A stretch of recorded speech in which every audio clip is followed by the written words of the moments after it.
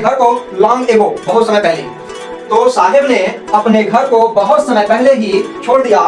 Set एमिस्टर, amidst का मतलब होता है बीच में, the green field of Dhaka, Dhaka के हरे खेत के बीच इसके, हिज होम उसका घर, उसके घर की, is not even distant memory. तो डिस्टेंट और डिस्टेंट मेमोरी का मतलब होता है धुंधली याद, धुंधली याद। तो उसके अपने घर की एक धुंधली याद भी नहीं है। Hello students, I am Aditya Maurya. I warmly welcome you all to our channel, to your own channel, Aram Institute 62. तो आज हम देखने वाले हैं क्लास 12 के प्रोज चैप्टर 2, जिसका नाम है लॉस्ट स्प्रिंग, जिसको लिखी है अनीश जंग। तो इस चैप्टर में हम देखेंगे पहले पैराग्राफ को। तो पहले पैराग्राफ की तरफ हम बढ़ते हैं और इसमें देखते हैं कि ये कहानी किस चीज की है, क्या है। तो कहानी तो पहले से ही पता चल जाती है, नाम से lost spring, stories of stolen childhood. खोए, यहाँ पे गया है स्टोलन मतलब छीना हुआ, या कह सकते हैं चुराया हुआ बचपन की कहानी। Stories of stolen childhood, stolen का मतलब क्या होता है, चुराया हुआ, और चाइल्डहुड का मतलब होता है बचपन। तो चुराई हुई बचपन की कहानी या छीनी गई बचपन की कहानी भी समझ सकते हैं। तो लॉस्ट स्प्रिंग का मतलब होता है खोया हुआ बसंत, और यहाँ पे बसंत का कोई तात्पर्य नहीं है। स्प्रिंग का मतलब यहाँ पे चाइल्डहुड से है। तो इसमें देखेंगे, इसमें लिखा क्या गया है, समटाइम्स, कभी कभी, आई फाइंड, मैं पाता हूं, अ रुपीज, 1 रुपए को, इन द गार्बेज, कूड़े में। तो कूड़े में कभी कभी मैं 1 रुपए को पाता हूं। आगे लिखा गया है कि why do you do this, आप या तुम ऐसा क्यों करते हो। आई आस्क, मैं पूछती हूं, साहेब से। तो इसमें अनीश जंग जो है वो पूछ रही हैं, जो लेखिका हैं वो उस लड़के से पूछ रही है जिसका नाम साहेब है, कि why do you do this, तुम ऐसा क्यों करते हो। आई आस्क, मैं पूछती हूँ साहेब से। अब साहेब के बारे में आगे बताया गया है कि हूँ, जिसे आई इनकाउंटर्ड एवरी मॉर्निंग, मैं मिलती हूँ एवरी मॉर्निंग, हर एक सुबह, स्क्राउजिंग फॉर, ढूंढते हुए, गोल्ड, सोने को, इन द गार्बेज, कूड़ेदान में। यहाँ पे गार्बेज डम्स है तो कूड़ेदान के, कूड़े के ढेर में, डम्स का मतलब ढेर होता है, ऑफ माई नेबरहुड, मेरे पड़ोसी के। अब यहाँ पे लिखा गया है, जिसे मैं हर सुबह अपने पड़ोसी के कूड़े के ढेर में सोना ढूंढते हुए मिलती हूं। तो कूड़े में सोना थोड़ी ना रहेगा, तो कूड़े का मतलब यहाँ पे सोने से मतलब है धन से। तो आगे देखेंगे, साहेब लेफ्ट, साहेब ने छोड़ दिया, हिज होम, अपने घर को, लॉन्ग एगो, बहुत समय पहले ही। तो साहेब ने अपने घर को बहुत समय पहले ही छोड़ दिया। सेट एमिस्टर, एमिस्ट का मतलब होता है बीच में, the green field of Dhaka, Dhaka के हरे खेत के बीच स्थित, हिज होम, उसका घर, उसके घर की, is not even distant memory. तो डिस्टेंट और डिस्टेंट मेमोरी का मतलब होता है धुंधली याद, धुंधली याद। तो उसके अपने घर की एक धुंधली याद भी नहीं है, उसे अपने घर की या उसके घर की एक धुंधली याद भी नहीं है। तो आगे फिर से देख लेंगे, फिर से पहले ऊपर से एक बार और देख लेते हैं यहां से।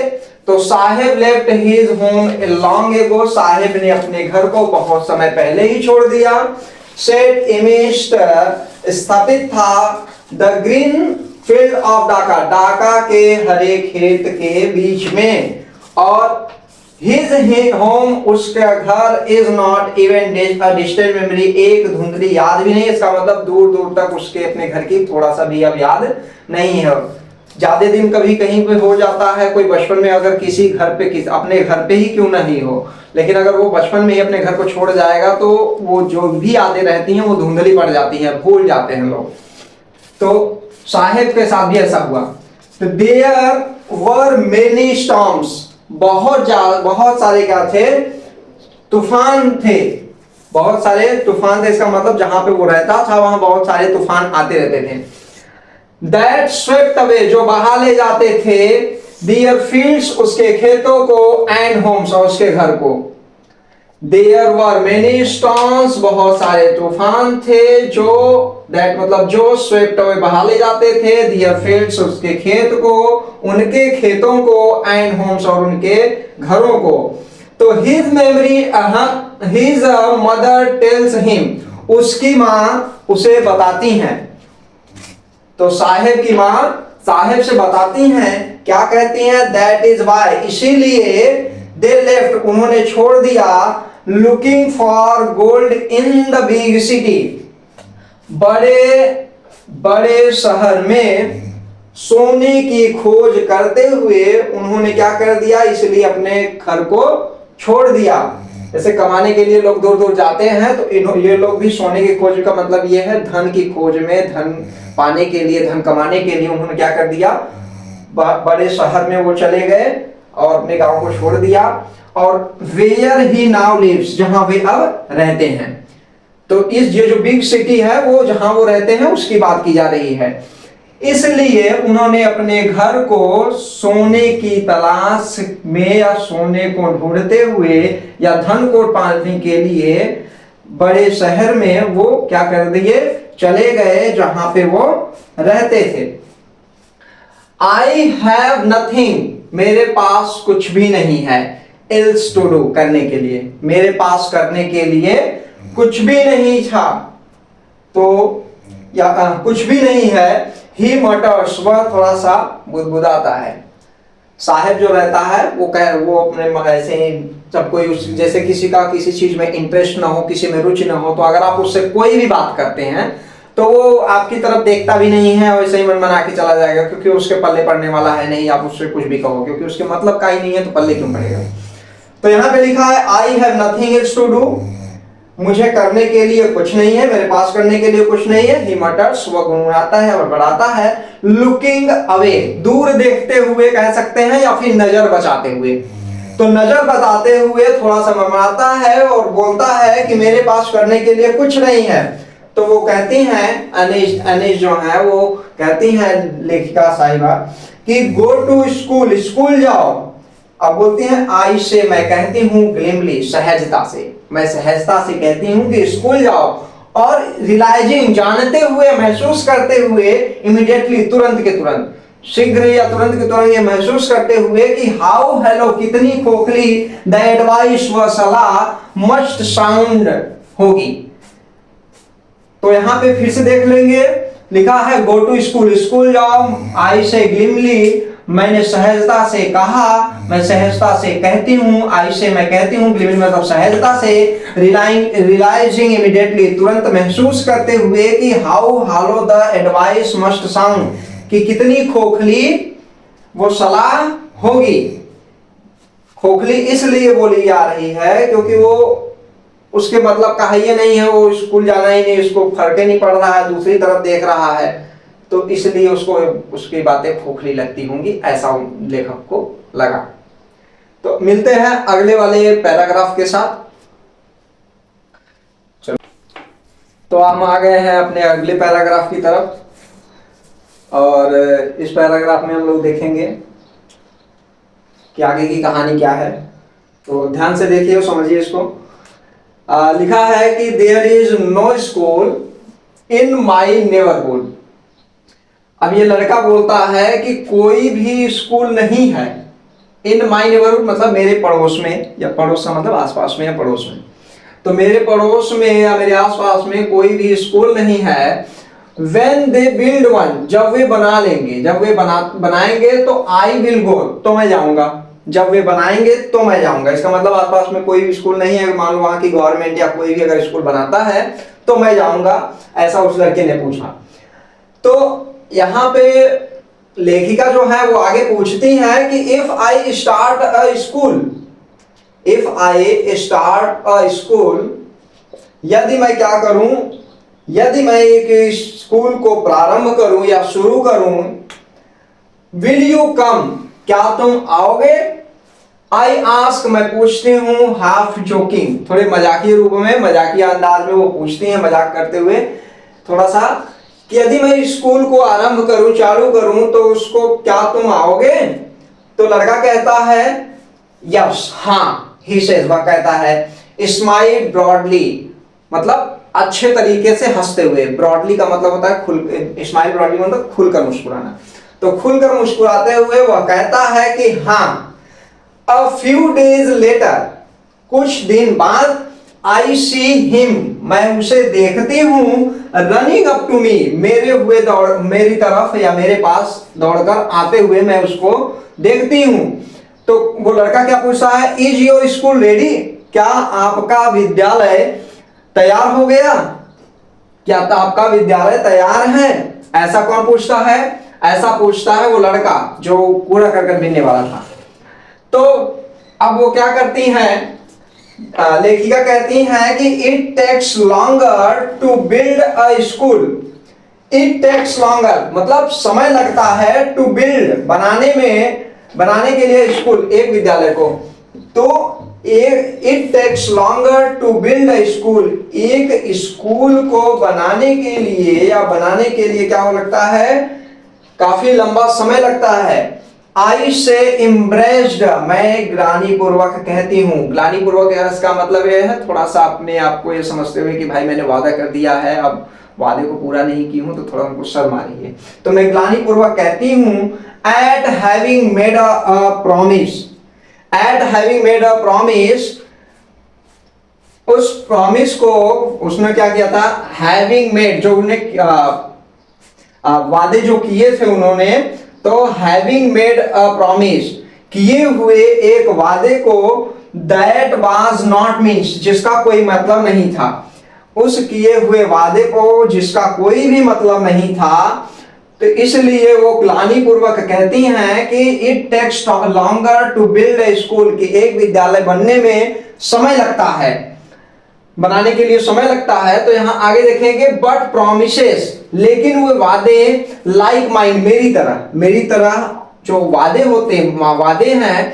अबाउंड, जो प्रचुर मात्रा में है, इन एवरी कॉर्नर, हर एक कोने में, ऑफ हिज ब्लैक वर्ल्ड, उसके दुख भरे या निराशाजनक संसार में, तो उसके निराशाजनक संसार के हर एक कोने में प्रचुर मात्रा में मेरी ही तरह किए गए कई सारे वादे हैं। तो अगर इसको समझ में आ गया होगा, अगर नहीं समझ में आया है तो एक बार वीडियो को रोक करके, पॉज करके आप इसको देख लीजिए, समझ लीजिएगा। अब आते हैं हम लोग अगले पैराग्राफ की तरफ। तो तीसरे पैराग्राफ आ गया है, तो तीसरे पैराग्राफ में हम देखेंगे कहानी का आगे का भाग। तो after months of knowing him, उससे जानते हुए महीनों के पश्चात, महीनों के बाद या महीनों तक उनको जानने के बाद, आई आस्क्ड हिम, मैं उससे पूछती हूँ, हिज नेम, उसका नाम, तो मैं उससे उसका नाम पूछती हूँ, I ask him his name, मैं उससे उसका नाम पूछती हूँ, तो बोलता है, साहिबे आलम, ही अनाउंसेस, तो वो घोषणा करता है, बताता है कि उसका नाम क्या है, साहिबे आलम है। ही डज नॉट नो, वो नहीं जानता है, व्हाट इज मीन, कि इसका क्या मतलब होता है, इसका मतलब वो नहीं जानता है कि उसके नाम का क्या मतलब है। इफ ही न्यू, यदि वो जानता, इट्स मीनिंग, इसका मतलब होता है लॉर्ड ऑफ यूनिवर्स, ब्रह्मांड का देवता, आगे तो वो जानता कि ब्रह्मांड का ईश्वर या ब्रह्मांड का देवता उसका नाम, उसका नाम का अर्थ है, तो he would have a hard time, तो उसके लिए क्या होता, would have a hard time, एक मुश्किल समय होता, बिलीविंग इट, इस पे विश्वास करना, unaware of what his name present, जो उसका नाम रिप्रेजेंट करती है उससे, अनवेयर का मतलब अजागरूक या अनभिज्ञ, उसके नाम का क्या मतलब होता है उससे अनभिज्ञ, ही रोम्स वह घूमता है द स्ट्रीट्स गलियों गलियों या गलियों में, विद हिज फ्रेंड्स अपने दोस्तों के साथ, वह गलियों में अपने दोस्तों के साथ घूमता है। An army of barefoot boys, army का मतलब सेना, यहाँ आर्मी का मतलब सेना से नहीं झुंड समझो। तो बेयरफुट का मतलब नंगे पैर वाले, बॉयज का मतलब बच्चे या लड़के, नंगे पैर वाले लड़कों की एक सेना, एक दल, एक समूह, who appears like the morning bird, जो दिखती है, प्रतीत होती है, like the morning bird, सुबह की चिड़ियों की तरह दिखती है, and disappears, और गायब हो जाती है, at noon, दोपहर तक। तो एक मतलब नंगे पैरों वाले लड़कों की एक सेना, एक झुंड जो सुबह के समय चिड़ियों की तरह प्रतीत होती है, दिखाई देती है, और शाम के दोपहर के समय क्या हो जाती है, वो गायब हो जाती है ओवर द मंथ्स, महीनों तक।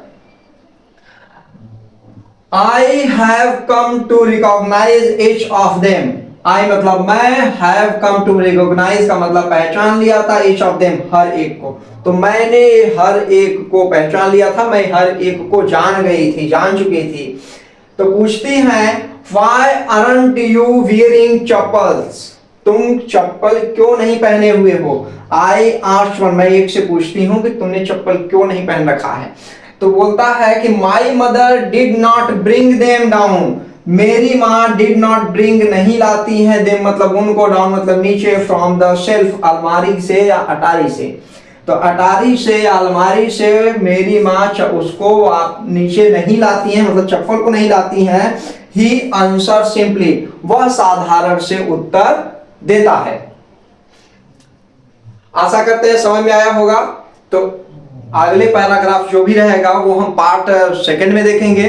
पार्ट 1 में हमने देखा है फर्स्ट पैराग्राफ, सेकंड पैराग्राफ और थर्ड पैराग्राफ, और इससे रिलेटेड जो भी डाउट्स रहेगा कमेंट बॉक्स में बताइएगा। तो लाइक कीजिए, अगर पसंद आया है तो लाइक कीजिए, सब्सक्राइब कीजिए और बेल आइकन प्रेस करके ऑन रखिए ताकि हमारा जो वीडियो रहे वो आप तक तुरंत पहुंच जाए जब भी हम अपलोड करें। तो तब तक के लिए धन्यवाद। जय हिंद, जय भारत।